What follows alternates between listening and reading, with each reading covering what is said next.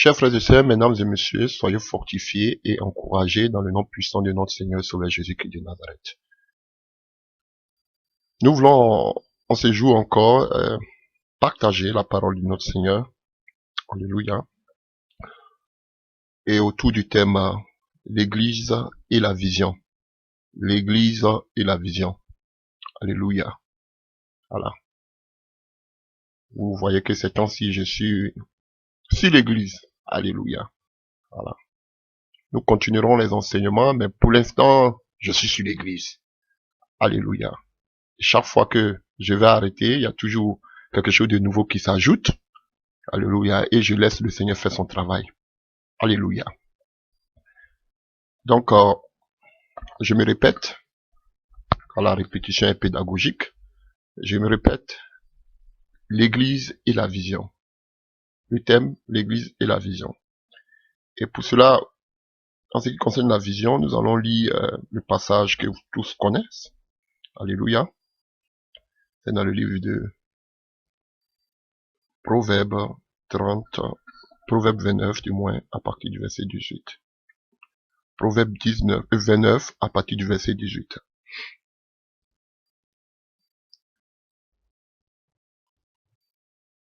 Quand il n'y a plus de révélation, vous voyez, ou vision, si vous prenez d'autres, si vous prenez encore d'autres, si vous prenez d'autres versions, vous verrez que on nous parle que quand il n'y a pas de vision, je prends une autre version, vous voyez, ici, on nous dit quand il n'y a pas de vision, le peuple est sans frein. Alléluia. Donc, quand il n'y a pas de vision, le peuple, il est sans frein. Et nous allons voir ce que dit l'autre version ici. Alléluia. Et quand il n'y a pas de vision, le peuple est sans frein. Qu'est-ce que cela veut dire? Il s'agit ici d'une vision prophétique apportant une révélation. Donc, la vision, c'est apporter une révélation. Alléluia. C'est ça l'explication de ce passage ici. Et je prends une autre version qui nous dit, dans le livre de Proverbes 29, à partir du verset 18, quand il n'y a plus de révélation. Vous voyez directement ici, on nous dit quand il n'y a plus de révélation. Là-bas, on parle de vision, mais la vision est synonyme de révélation. On nous dit ici directement, quand il n'y a plus de révélation divine, le peuple se laisse aller. Ça, c'est encore plus clair. Quand il n'y a plus de vision, le peuple se laisse aller. Alléluia. Donc, parlons des révélations divines ici. Alléluia. Le thème hébreu. En hébreu, ce passage correspond souvent, pour ne même pas dire souvent, correspond aux révélations accordées aux prophètes. Alléluia. Alléluia. Vous comprenez? Ce sont des révélations que Dieu accorde aux prophètes. Et on nous dit que quand il n'y a pas de révélation, le peuple de Dieu est livré à lui-même. Alléluia. Est-ce que vous arrivez à comprendre? Quand il n'y a pas quelqu'un qui amène le conseil de Dieu, parce qu'on a fait non seulement sur les prophètes, vous savez que les prophètes participent au conseil de Dieu. Alléluia. Ils amènent au peuple la pensée de Dieu. Et on nous dit que quand il n'y a pas de personne, quand il n'y a pas de révélation fraîche, spécifique, qui viennent de Dieu, alléluia, le peuple est perdu. Alléluia. Et on peut le lire, on peut voir aussi dans le livre de Ésaïe 29,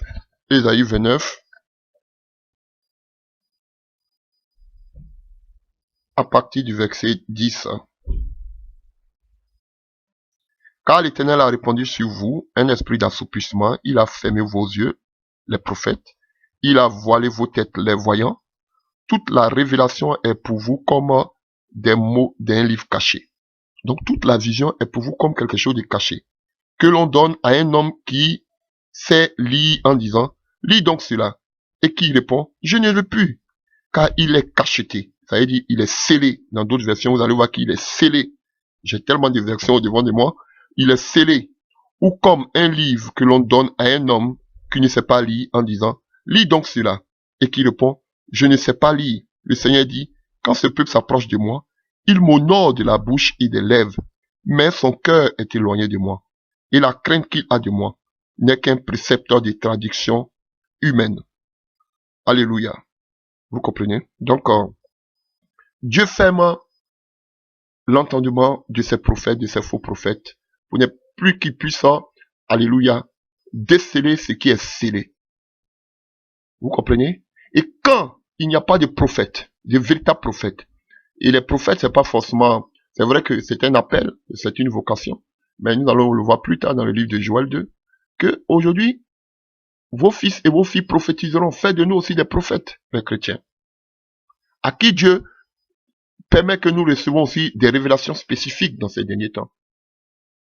Alléluia. Et à part le péché,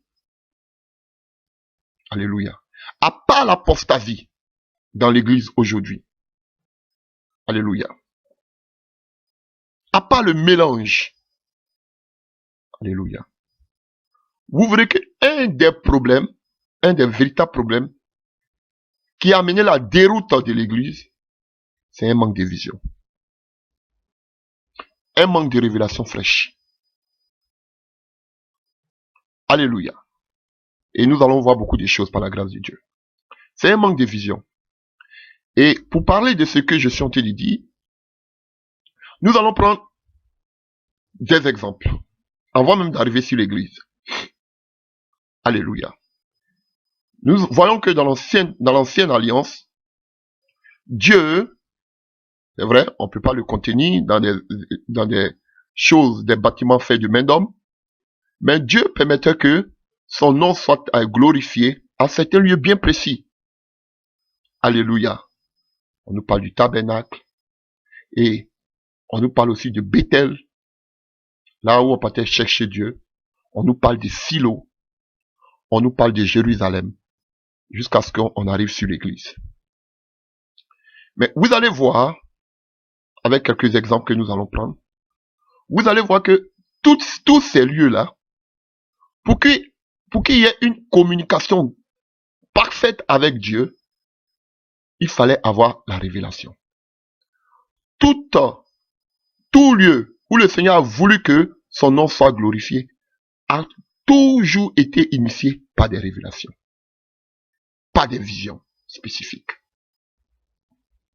Que ce soit Bethel, que ce soit Silo, que ce soit Jérusalem. Avant que Dieu n'établisse une œuvre là, il a fallu d'abord une vision. Frère, si l'église a dérouté aujourd'hui, à part le péché, l'apostasie et la croissance de faux prophètes, à part l'abandon du Saint-Esprit, je ne peux même pas parler d'abandon du Saint-Esprit parce que pour avoir la vision, il faut avoir le Saint-Esprit. C'est par un manque de vision. L'église n'a plus de vision. Et la Bible nous dit dans le livre de Proverbes 28, 29 que un peuple sans vision est un peuple qui est livré à lui-même. Regardez ces milliers de pasteurs dans le monde. Quelle vision ils ont? Les visions se limitent aux 4 murs, au programme. Venez tous les dimanches à l'église. Voici les visions. Ça, c'est la vision de Pierre. On va le voir plus tard. Tous ont embrassé la vision de Pierre. Alléluia. L'église a un problème de vision. Et je ne cesse de le dire. Nous avons un message commun que nous devons prêcher, le retour du Seigneur Jésus-Christ, qui est la vision commune. Et j'ai l'habitude de le dire que si chaque enfant de Dieu, chaque serviteur de Dieu, parce qu'ils sont pleins, des véritables, il y a des faux comme aussi il y a peu de véritables, savait effectivement quelle était la vision spécifique, attribuée, adaptée à leur vie personnelle, à leur appel, frère, on aurait moins de problèmes dans l'œuvre de Dieu. Regardez comment ces enfants de Dieu se combattent. Regardez comment ces soi-disant pasteurs se combattent. Parce qu'ils sont tous aveuglés, comme on l'a vu à Isaïe. Parce qu'ils ne savent rien, parce qu'ils ne voient rien. Ils ne savent pas quel est le plan de Dieu pour leur vie. Alléluia. Ils ne savent pas quelle est l'orientation de leur vie. J'ai l'habitude de le dire. Quelqu'un qui ne sait pas d'où il vient, qui ne sait pas où il va, frère, ça ne sert à rien de vivre. Quelqu'un qui ne connaît pas les objectifs de sa vie, ça ne sert à rien. En Europe, vous allez demander à des petits-enfants, c'est pas forcément en Europe, mais je vais prendre un exemple. En Europe, vous allez demander à tes petits-enfants, à des enfants, qu'est-ce que tu veux faire quand tu seras grand? Il te dit automatiquement, je vais être pilote, ou bien je veux faire ceci, ou bien je veux faire cela. Et c'est pas comme en Afrique, mais en Europe déjà, l'enfant peut être orienté dès son bas âge. Alléluia. S'il dit il veut travailler dans le domaine de la mathématique, il va suivre cette branche de la mathématique. Alléluia. C'est vrai que chez nous, tout est un peu confondu. C'est vrai qu'il y a la série A, série D, série C. Mais ici, c'est encore plus spécifique. Alléluia. Et j'apprécie ça beaucoup. Alléluia. Aujourd'hui, il y a des gens qui sont issus, entre parenthèses, de familles aisées. Mais il te dit qu'il veut être maçon, ou bien il veut être, comme on appelle, menuisier. Automatiquement, il se lance dans la branche de la menuiserie. Alléluia. Et tout est organisé. Parce que c'est ce que tu veux faire. Et généralement, quand tu te pointes devant eux, quand tu as besoin d'aide, ils te demandent qu'est-ce que tu veux faire. Mais en Afrique, on ne sait pas que on te demande qu'est-ce que tu veux faire. Tu n'as pas le choix. Parce qu'il n'y a même pas. Mais en Europe, on te demande qu'est-ce que tu veux faire. Frère, tu dois connaître ta vision. Tu ne peux pas faire un travail que tu n'aimes pas. Alléluia. Tu dois connaître le plan de Dieu pour ta vie. Tu dois connaître la mission, le message que Dieu t'a attribué. Mais regardez là aujourd'hui. Quelle vision ils ont? Ils vont vous dire, c'est de gagner les âmes. Venez tous les dimanches à l'église. C'est fini. Quelle est la mission que Dieu vous a assignée? Quelle est la vision que Dieu vous donne? Ils ne savent pas. Faisons des programmes. Oh, faisons des programmes tous les jours. On va inviter des nouvelles personnes. On va prier. Dieu va se manifester. Des délivrances. Dieu. Quelle est la vision que Dieu t'a... Les programmes, tout le monde en font. Quelle est la vision à laquelle Dieu t'a assigné? Alléluia. Tu ne peux pas bâtir une œuvre qui vient de Dieu sans avoir une vision. C'est vrai. La vision est toujours tachetée de problèmes, d'échecs. Alléluia. Des difficultés. Alléluia. Mais tu dois toujours croire à la vision pour laquelle Dieu t'a appelé. La vision est toujours incomprise au premier abord. Tu es le seul à croire à cette vision que Dieu te donne. Alléluia. Mais tu dois rester fidèle à cette vision. Parce qu'on a toujours cru dans le passé que lorsqu'on dit un homme de Dieu a réussi, un homme de Dieu a vraiment, oh Dieu est avec lui, on voit automatiquement le bâtiment qu'il a. On voit la grandeur du bâtiment qu'il a. On voit le nombre de personnes qu'il a. Frère, vous voyez, voici comment on voit les choses.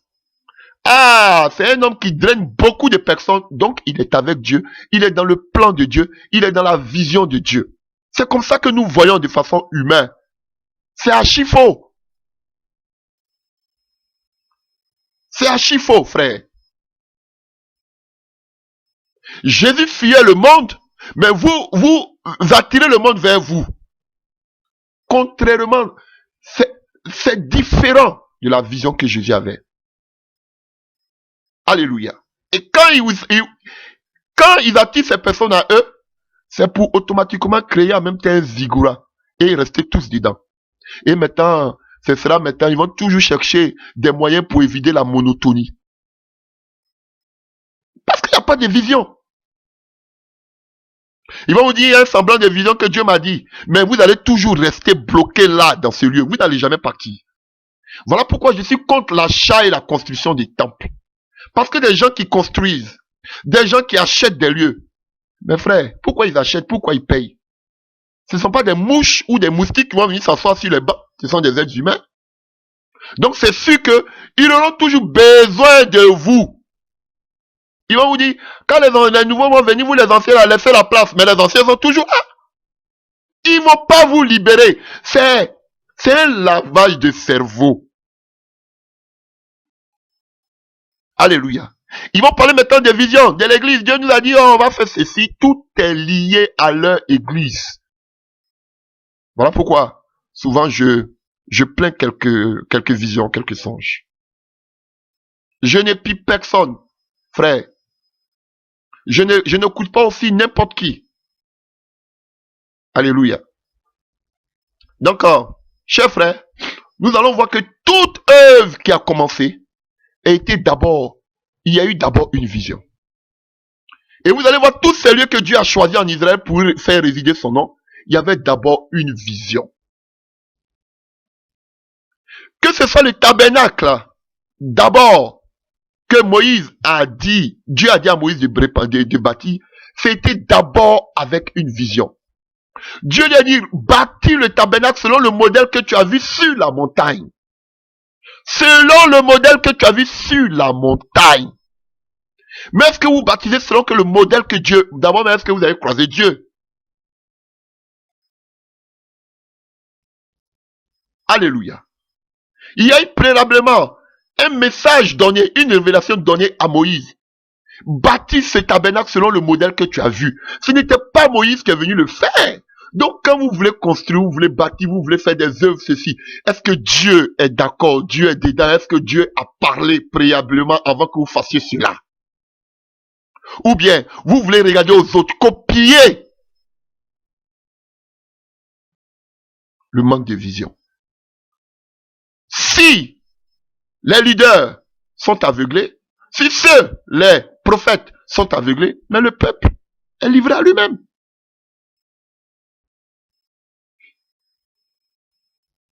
Alléluia.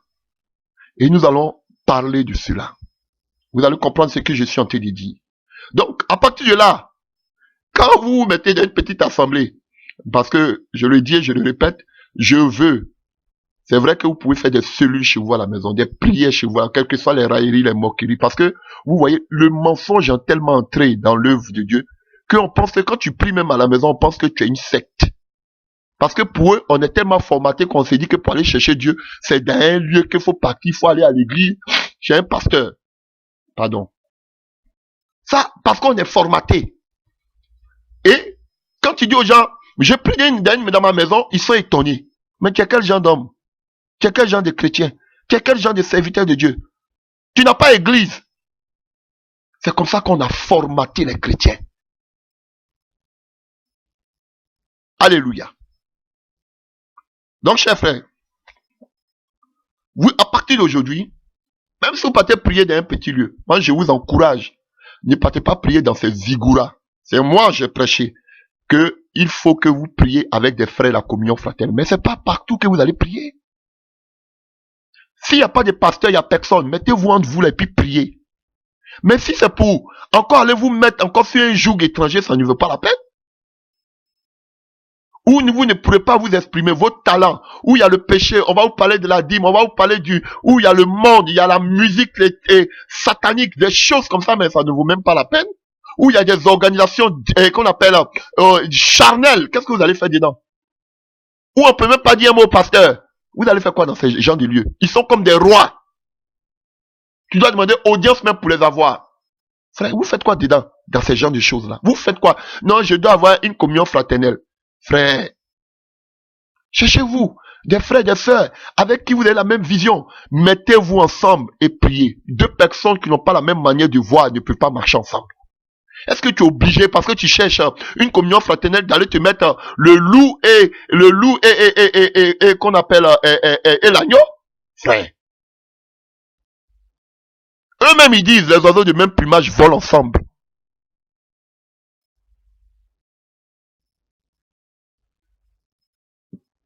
Alléluia.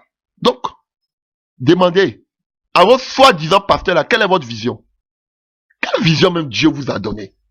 Quelle est la révélation, la mission que Dieu vous a donnée? Ils ont pratiquement tous la même vision. Oh, la vision, c'est de gagner des âmes à Christ. Et puis, qu'est-ce qu'on fait après? Oh, venez tous les dimanches à l'église. Ah, c'est les visions communes tous. Ils sont des aveuglés. Et quand vous êtes assis maintenant, soutenez l'œuvre de Dieu, amenez la dîme. Maintenant, comme on parle contre la dîme, ils vont vous dire, ah, soutenez les pauvres. Oh, frère, je vous dis que ce sont... Bon, on dit que J'insulte trop les personnes. Donc, je ne veux plus dire des mots. Je ne veux plus lâcher des mots. Alléluia. Donc, voyons d'abord un premier lieu. Voyons maintenant certains lieux où Dieu faisait résider son nom. Donc, nous avons parlé tantôt d'âme de Moïse qui avait reçu une vision, une révélation fraîche venant de l'Éternel, lui disant de bâtir le tabernacle selon le modèle qu'il avait eu sur la montagne.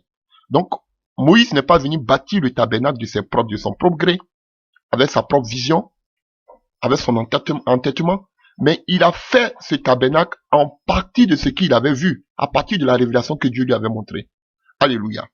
Et nous avons Bethel. Bethel qui signifie la maison de Dieu. Et nous voyons Bethel pour la première fois, alléluia, dans le livre de Genèse 12.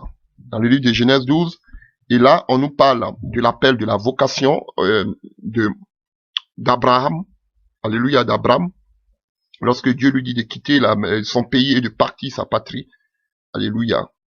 Et on voit qu'à partir du verset 8, il se transporta de là vers la montagne, à l'orient de Bethel, et il dressa ses tentes, ayant Bethel à l'occident et Haï à l'orient. Il bâtit encore là un autel à l'Éternel, et il invoqua le nom de l'Éternel. Et quand vous voyez au chapitre 13, à partir du verset 4, on nous dit qu'il venait encore, il revient à Bethel là, et encore, il invoqua le nom de l'Éternel. Et on sait que c'est à Bethel encore que Abraham a fait alliance avec Amalek, alléluia, Abimelech, il a fait alliance avec Abimelech. Donc, chers frères, il a fait aussi une alliance et on nous dit que Abraham invoqua le nom de l'Éternel. Bon, maintenant, on va aller dans le livre de la Genèse, alléluia, Genèse 28, pour parler maintenant de Jacob, alléluia, le petit-fils d'Abraham, alléluia. Donc, on a une révélation ici, on nous dit quoi? Alléluia.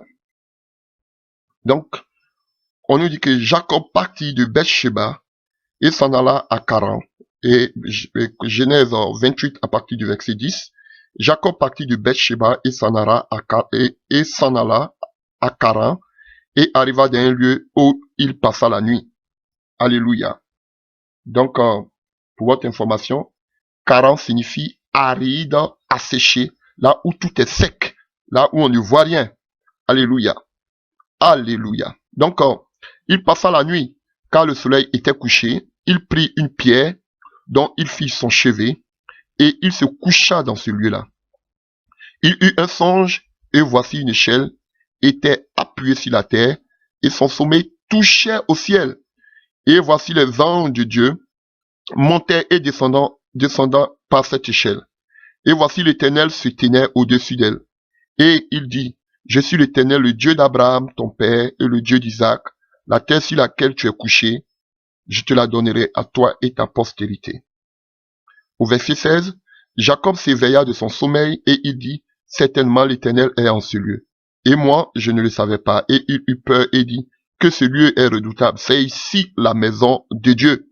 C'est ici la porte des cieux. Et Jacob se leva de bon matin, il prit la pierre dont il avait fait son chevet, et il dressa pour monument, et il versa de l'huile sur son sommet, et il donna à ce lieu le nom de Bethel. Mais la ville s'appelait auparavant Luz. Frère, waouh, il y a de puissantes révélations ici.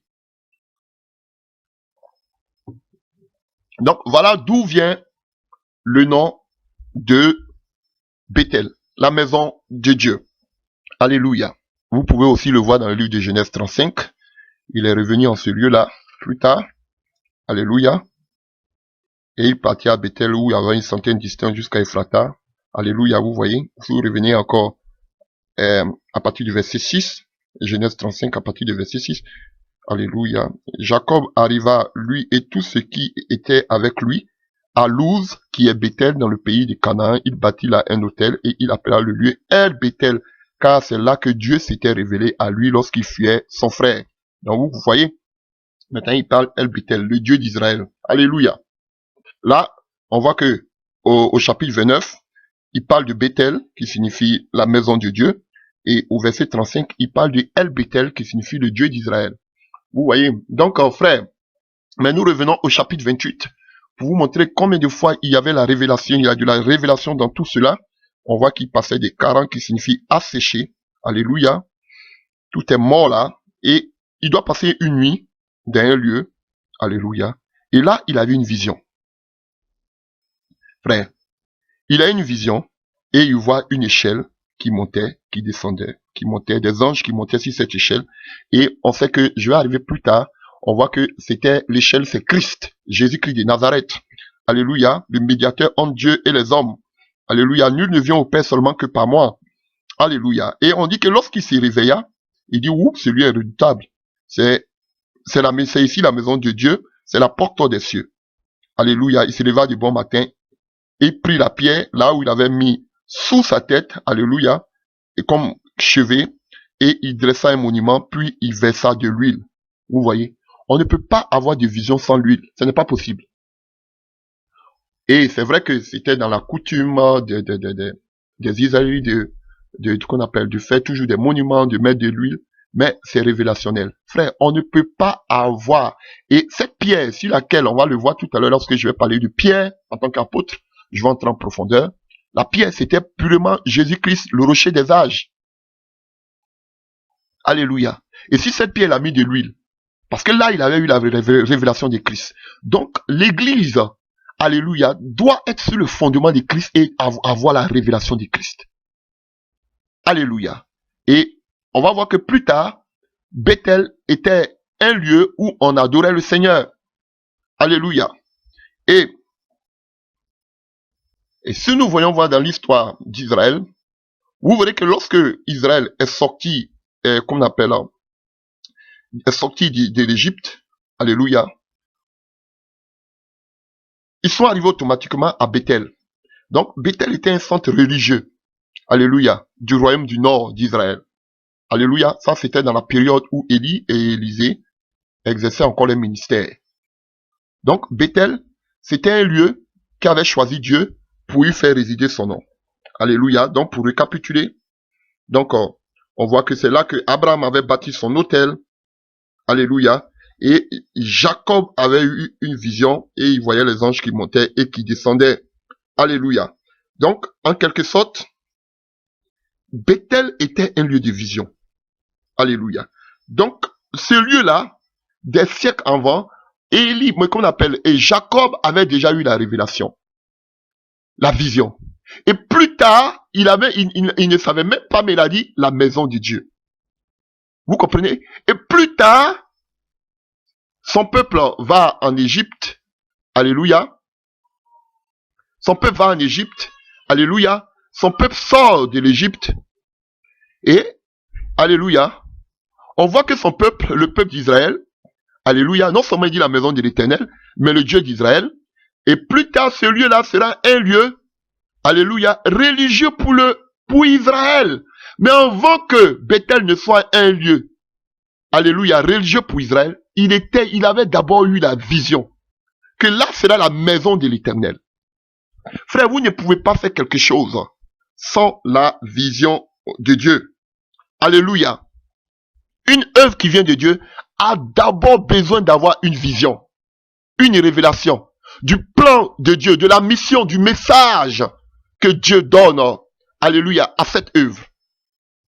Et vous allez voir que plus tard, alléluia, le roi Jéroboam, à partir de lui, Dieu a scindé le peuple d'Israël en deux, Juda et Israël. Alléluia. Vous allez voir que Jéroboam a profané cet endroit en y élevant 2 veaux d'or. Vous pouvez le voir dans le livre de 1 roi 12, à partir du verset 28 à 29. Il a mis 2 veaux d'or là. Donc ce lieu-là, alléluia, qui était un lieu où on adorait Dieu, est devenu un lieu où le paganisme est entré. Alléluia. Où on commençait à adorer maintenant des dieux étrangers à Bethel.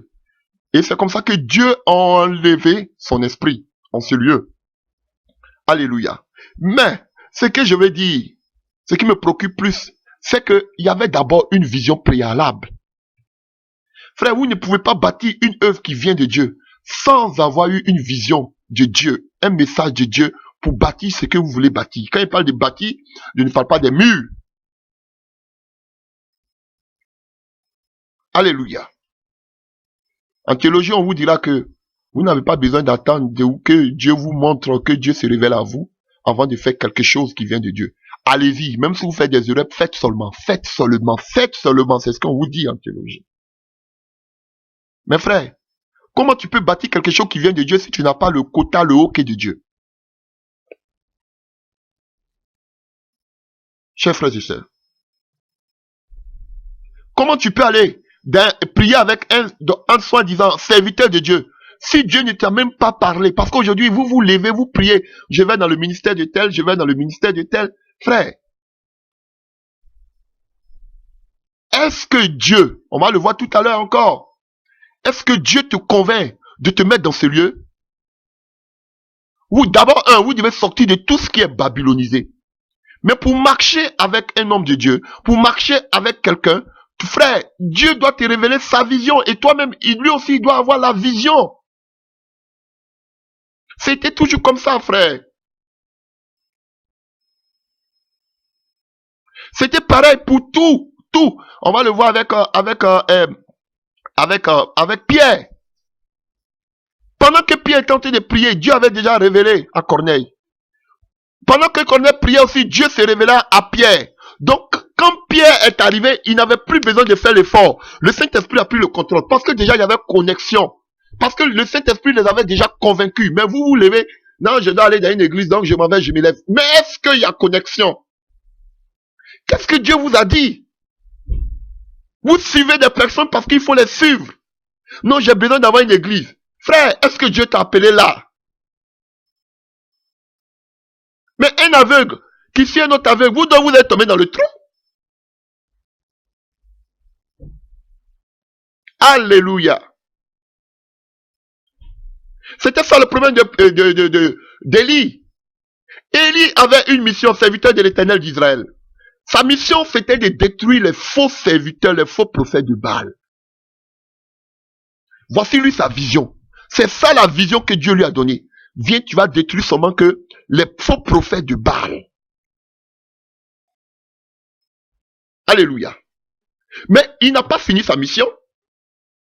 Alors, c'est pas lui qui allait prendre, c'est pas lui qui s'est levé pour aller prendre un successeur. C'est l'Éternel qui l'a envoyé aller susciter Élisée à sa place. Quand tu as la vision, quel que soit le temps que ça peut faire. Alléluia. Même Joseph, la vision qu'il a eue, c'était pas loin de Bethel. À Bethel, on a la vision. La vision où il devait t'élever, il devait t'élever sur ses frères, c'était pas trop loin de Bethel. Mais regardez sa vision. Sa vision, bien vrai qu'il avait la vision, mais ça l'a pas empêché de vivre des moments difficiles. Le puits, la prison, la séduction. Frère, mais c'est cette même vision-là qui l'a aidé. On ne vous dit pas que quand il y a la vision, il n'y aura pas de difficultés. Il n'y aura pas des mésententes, des incompréhensions. D'autres vous diront, mais est-ce que c'est Dieu qui vous a réellement parlé? Mais si ça vient réellement de Dieu, ça s'accomplira. Beaucoup de pasteurs aujourd'hui sont aveuglés. Alléluia. Et Élie, lorsqu'il n'a pas fini sa mission, il a tué seulement 400 et 450 prophètes d'Astarté et de Baal, mais ils étaient nombreux. Élisée est venu, il a continué la mission. Et Élisée avait la même vision que son prédécesseur, Élie. Ils avaient la même mission. Il n'a pas dit que non, puisqu'il avait le manteau d'Élie. Donc, automatiquement, il y a une connexion. La vision lui a été communiquée. Il a continué la même mission d'Élie. Et lorsqu'il devait partir, il n'avait pas un successeur digne de ce rang. Il avait Géasi. Alors que Géasi aussi symbolise vision dans la vallée. Géasi aussi avait une vision. Le nom Géasi, ça signifie vision, avoir une vision dans la vallée. Alors qu'on sait que la vallée, c'est Sodome et Gomorrhe, la vallée se trouvait, la vallée c'est les choses de ce monde. Géasi avait une vision des choses de ce monde. On ne pouvait pas lui confier des choses, on ne confie pas les choses saintes aux chiens. Alors que Géasi aussi symbolise vision dans la vallée. Quand Abraham était sur la montagne avec son neveu Lot, Lot a vu la vision de la vallée. Il avait aussi une vision, mais dans la vallée. La vallée, c'est la gloire de ce monde. Le désert, là, Dieu te façonne, te parle, Dieu transforme ta vie. La montagne, c'est là où on va écouter Dieu et chercher la face, où on va chercher la face de Dieu. Mais il était dans la vallée. Donc, Géasi symbolise, son nom veut dire, quelqu'un qui a la vision de la vallée. Lui, ça, c'était la vision, c'était les choses de ce monde. Donc, beaucoup aussi ont la vision du monde, comme Géasi. Alors, qu'est-ce que fait Élisée? Élisée va joindre Jéhu. Alléluia. Alléluia. Voyons dans le livre des 2 Rois. 2 Rois 9, verset 1. Élisée le prophète appela l'un de ses fils des prophètes et lui dit, Saint-Terrain, prends avec toi 7 fioles d'huile et va à Ramoth en Galade. Quand tu y seras arrivé, vois Jéhu, fils de Josaphat, fils de Nimshi. Tu iras le faire lever du milieu de ses frères et tu le conduiras dans une chambre retirée. Tu prendras la fiole d'huile que tu répandras sur sa tête, et tu diras, ainsi parle l'Éternel, je te oins, roi d'Israël, puis tu ouvriras la porte et tu t'enfuiras sans t'arrêter. Ce jeune homme serviteur du prophète partit pour Ramoth en Galade. Quand il arriva, voici les chefs de l'armée étaient assis, et il dit, chef, j'ai un mot à te dire. Et Jéhu dit, auquel de nous tous? Il répondit, à toi, chef Jéhu. Se leva et entra dans la maison, et le jeune homme répandit l'huile sur sa tête en lui disant, ainsi parle l'Éternel, le Dieu d'Israël, je te oins roi d'Israël, du peuple de l'Éternel. Tu frapperas, vous voyez, on le oint, parce que c'est le prophète qui avait la vision, la révélation. Alléluia, on le oint et en même temps, il sait sa mission. Ainsi parle l'Éternel, le Dieu d'Israël, je te oins roi d'Israël, du peuple de l'Éternel. Tu frapperas automatiquement le roi, lui donne en même temps sa mission. Tu frapperas la maison d'Achab, ton maître, et tu vengeras, et je vengerai sur Jézabel le sang de mes serviteurs, les prophètes, et le sang de tous les serviteurs de l'Éternel.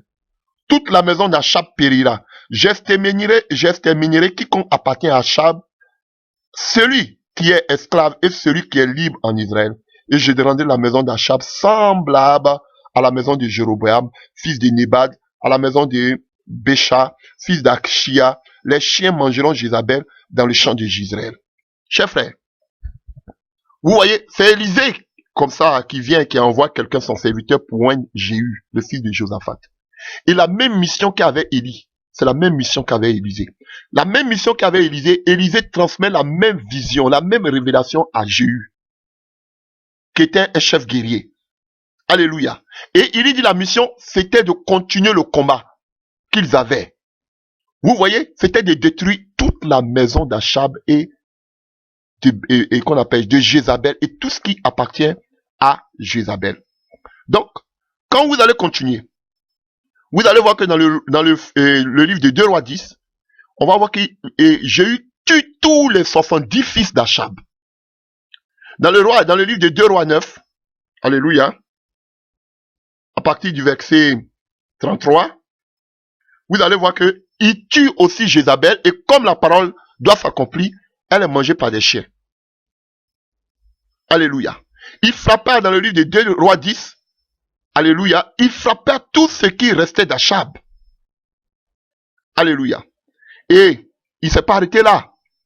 Il allait encore frapper, vous allez voir dans le livre de 2 Rois 10 à partir du verset 25, il a frappé tous ceux qui étaient des amis, des proches, tous ceux qui appartenaient à Achab, même les conseillers d'Achab, les ministres d'Achab, il les a tous tués. Alléluia. Et qu'est-ce qu'il fait? Il proclame une adoration dans le temple et il convoque tous les serviteurs de Baal et d'Astarté en disant que lui-même il adore Baal. Donc il veut voir tous les faux prophètes, tous les prophètes de Baal qu'ils viennent pour que ensemble ils adorent Baal ensemble, que un ne doit pas manquer. et dans tout Israël. Malgré que Élie avait tué plus de 450 et plus de 450 prophètes et 450 prophètes d'Astarté du Baal, 950. Mais il y avait encore, Israël était pollué. Alors qu'est-ce que fait Jéhu? Il rassemble, il donne une lettre, il dit allez-y, donnez ça dans tout Israël. Que tous les prophètes du Baal viennent. On va adorer Baal ensemble. Moi-même, je suis un adorateur du Baal. Et personne n'a manqué à l'appel. Tous ces faux prophètes sont arrivés. Et qu'est-ce que Jéhu a fait? Jéhu les a tous exterminés. Frère, la vision. Beaucoup aujourd'hui travaillent dans le désordre, dans la cacophonie. Ils ne savent pas à quoi Dieu les appelle. La preuve, je regardais aujourd'hui, tous sont devenus pasteurs. Pourquoi? Parce que pasteur, ça bouffe, ça mange. On paye dîme. Des apôtres qui se transforment en pasteurs. Des évangélistes qui se transforment en pasteurs. Des docteurs qui se transforment en pasteurs. Des prophètes qui se transforment en pasteurs. Parce que toi, tu es évangéliste là. Tu vas aller gagner les âmes là. Tu vas envoyer les âmes à qui? Au pasteur, puis le pasteur lui payer la dîme, toi on te donne rien. Moi-même je suis pasteur. Tous sont devenus des pasteurs pour avoir des gros ventres. Le manque de vision. Voilà pourquoi l'Esprit de Dieu n'est plus là. Oh, parlons de l'Esprit de Dieu. Voyons quelque chose de très important. Retenons dans le livre de Alléluia, dans le livre de Genèse 28. Alléluia, à partir du verset 18. C'est ici la maison de Dieu, c'est ici la porte des cieux, et Jacob se leva de bon matin, il prit la pierre dont il avait fait son chevet, et il la dressa pour monument, et il versa de l'huile sur son sommet, et il donna à ce lieu le nom de Bethel, mais la ville s'appelait auparavant Luz. Alléluia. Donc, ce que vous devez savoir, un monument ou un hôtel, c'était des lieux d'adoration. Les gens se disaient que par ces lieux-là, on pouvait entrer en communication avec Dieu. Et on nous dit que la ville le lieu que Jacob a appelé Bethel, s'appelait avant Luz. Alléluia. Et que signifie Luz? Luz signifie le lieu de séparation, un nouveau départ, et ce lieu symbolise l'amandier, Luz.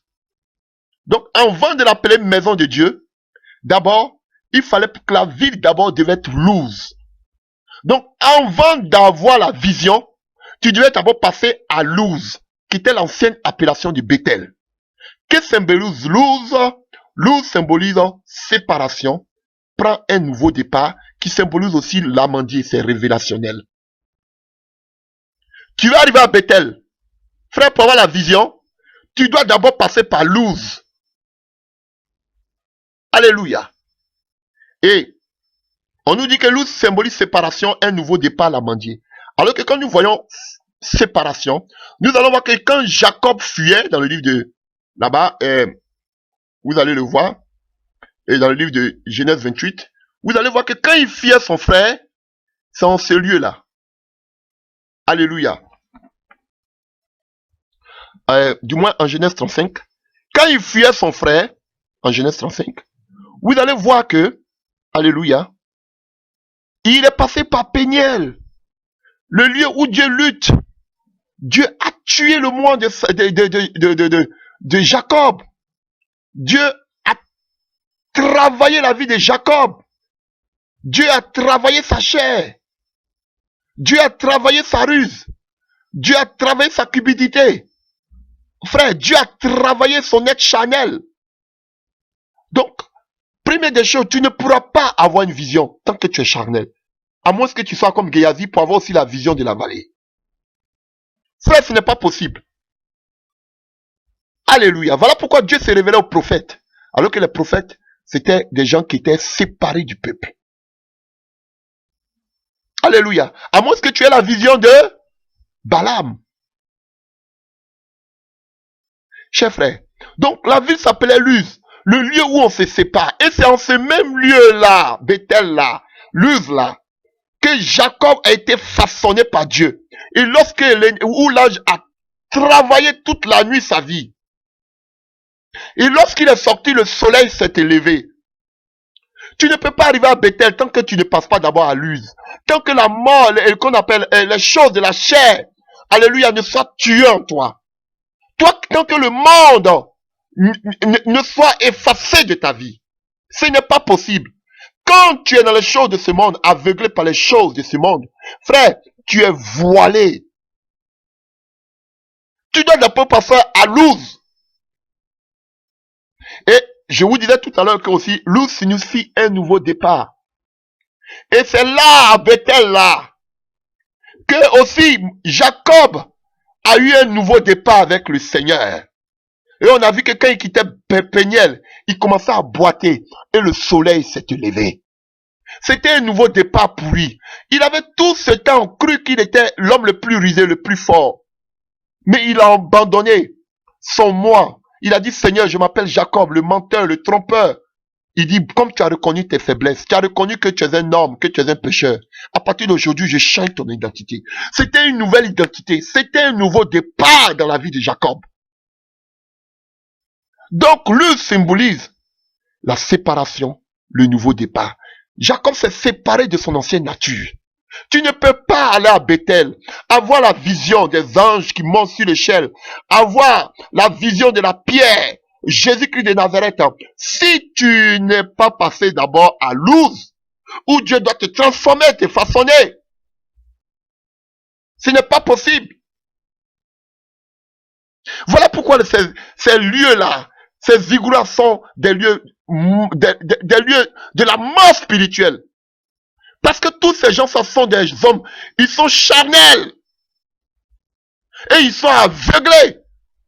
On va voir comme le deuxième cas que nous allons voir tout à l'heure, Silo. Alléluia. S'il y a cette mort, c'est parce que ceux qui sont devant moi sont des gens aveuglés.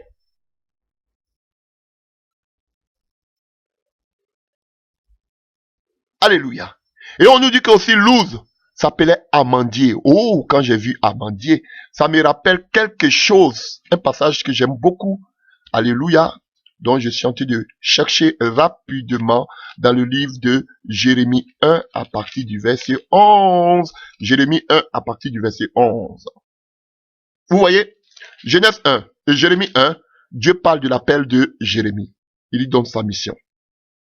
Et juste après avoir donné la mission à Jérémie, Jérémie rentre en contestation avec Dieu, disant qu'il est petit, il est incapable. Dieu le réconforte, le console pour lui dire, ne dis pas que tu es petit. Et juste après la vision de son appel, regardez ce que le Seigneur lui dit. Genèse 1 à partir du verset 13. La parole de l'Éternel me fit adresser en ces mots. Que vois-tu, Jérémie? Jérémie répondit, je vois une branche d'amandier. Et l'Éternel me dit, tu as bien vu, car je veille sur ma parole pour l'exécuter. Mais comment après l'appel de Jérémie? La première des choses que Dieu lui montre comme une vision. Frère, vous voyez, déjà pour son appel, il a eu déjà une vision. Ah, c'est ça. Ah, on dit, je suis appelé à servir Dieu, je suis appelé à servir Dieu. Quelle est la vision que Dieu t'a donnée de ta propre vie? De l'appel de ta vie? Quelle est? Ne faut pas écouter ce que les gens disent. Toi-même, Dieu t'a dit quoi?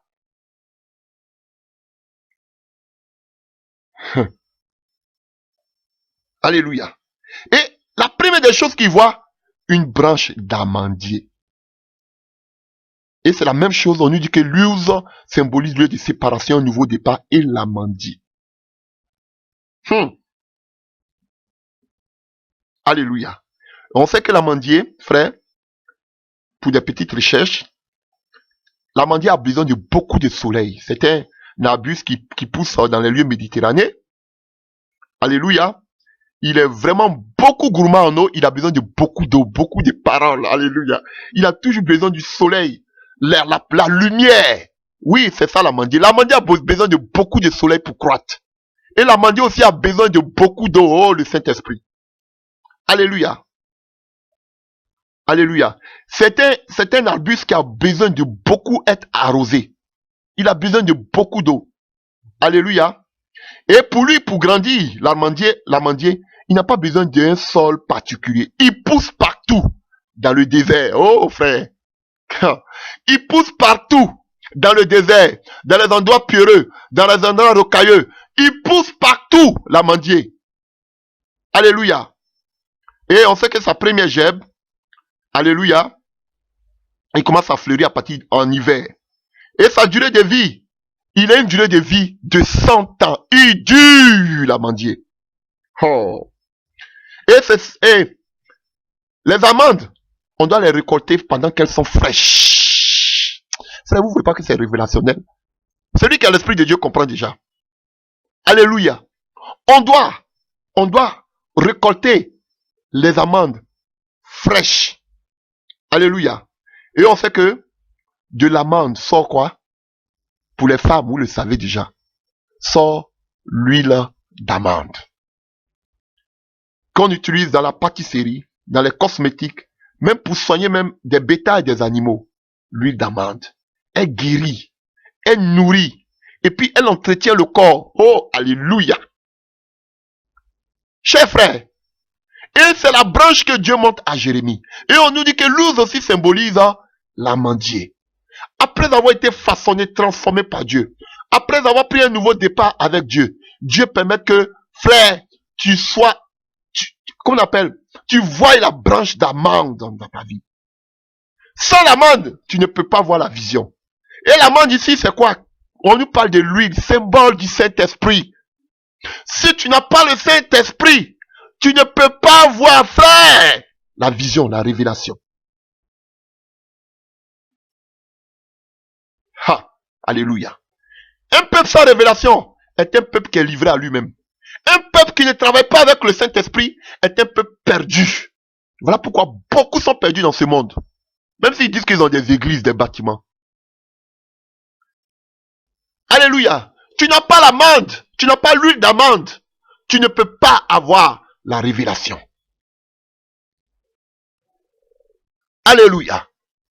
Pour son appel, Dieu lui montre une branche d'amande. Tu as besoin de l'onction du Saint-Esprit.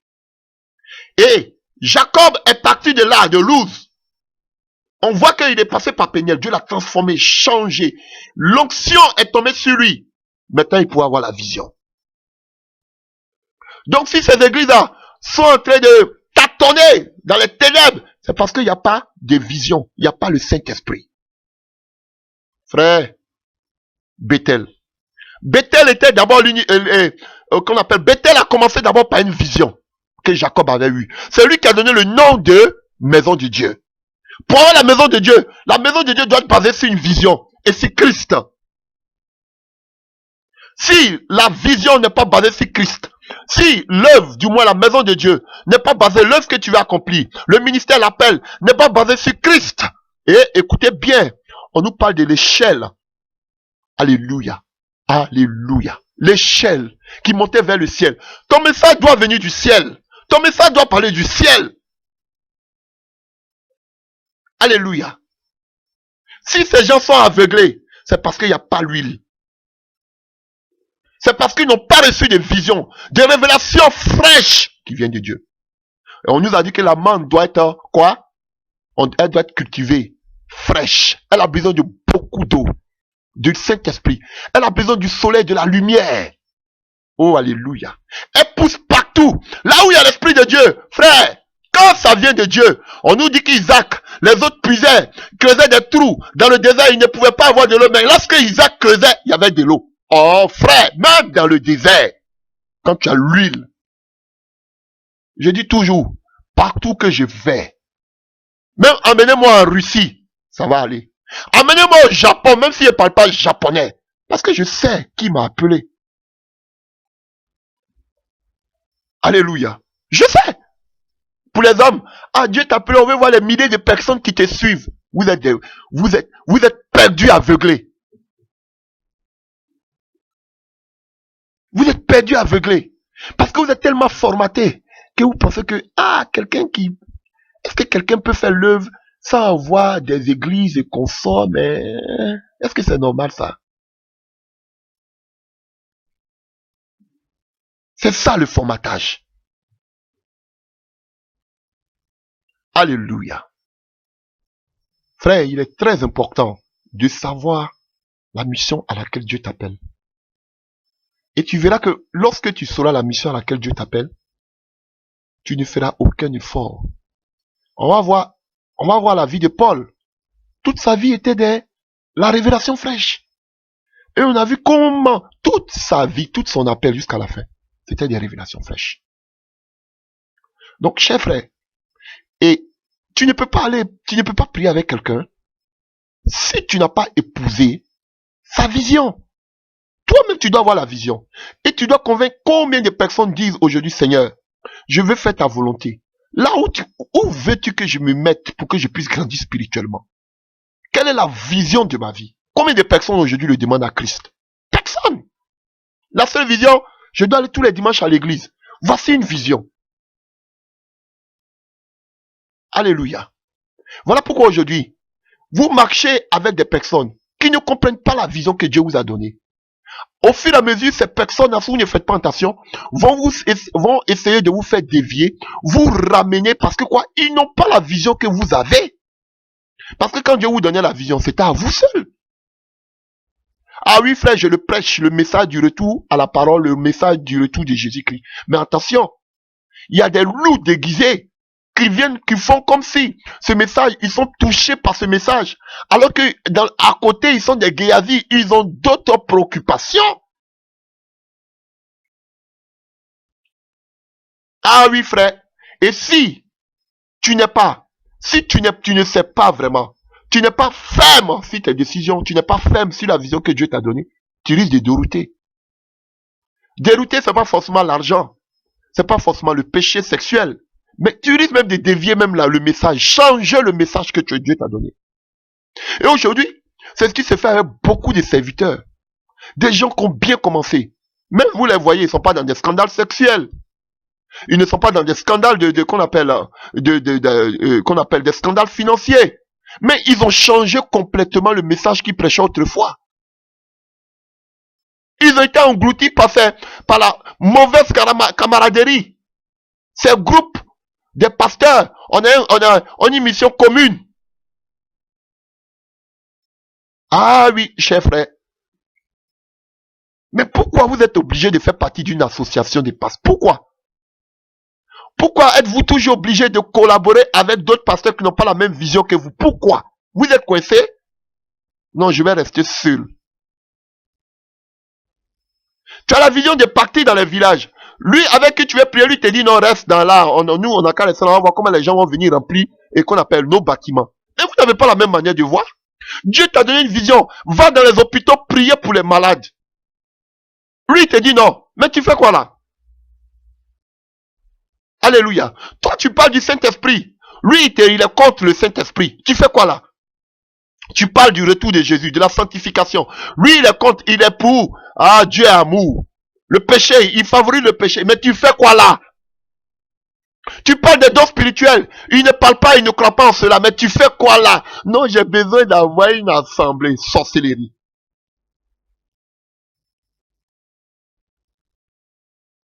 Alléluia. Dieu te dit, va vers les pauvres. Va vers les démunis. Va vers les prisonniers. Lui, il te dit, ah, faut laisser ça. Non, nous cherchons tout simplement à évangéliser les gens et les envoyer à l'église. C'est la vision. Mais tu fais quoi là? Il va détruire ta vision. Non, c'est le pasteur qui avec lui, j'ai commencé à connaître le Seigneur. J'étais fidèle depuis longtemps. Il m'a toujours soutenu, il m'a toujours suivi. Donc par reconnaissance, je vais rester là en bas. Même Abraham, vision à faire. Il s'est séparé avec son neveu. Ce n'est même pas quelqu'un qu'il connaissait même pas. Le fils de son frère. Parce qu'il n'avait pas la même manière de voir. Il n'avait pas la même vision. Et il y a des personnes qui sont à côté de toi qui brouillent tes visions. Comme l'autre brouillait les visions de Abraham. Et lorsque l'autre s'en va, la Bible dit que Dieu commence maintenant à donner des révélations à Abraham. Mais tant que l'autre était là, tu ne pouvais plus recevoir tes visions. Parce qu'ils vont te mettre dans la distraction. Ils vont t'orienter vers les choses de ce monde. Alléluia. Ils vont changer. Ils vont plus permettre que tu te sanctifies. Tu entres en eau profonde. Ils vont commencer à t'amener maintenant, et qu'on appelle dans les raisonnements. Voici les lots avec lesquels tu ne dois pas marcher. L'amour ne symbolise pas être stupide jusqu'à vouloir marcher avec tout le monde. Frère. Je ne cherche pas d'amis. Je vous dis, je me sens mieux même quand je suis plus seul. Parce que ça me permet de me connecter sur le Seigneur. Je vous dis la vérité. Quand je vais dans des lieux où il y a des bruits, même j'étouffe. Je vais sortir automatiquement parce que j'ai besoin du silence pour écouter mon Dieu. Je n'aime pas où il y a le bruit. J'aime où il y a le calme. Alléluia. Je veux des personnes qui vont venir me fortifier. Se fortifier dans la foi. Pas des personnes qui vont m'attirer en arrière.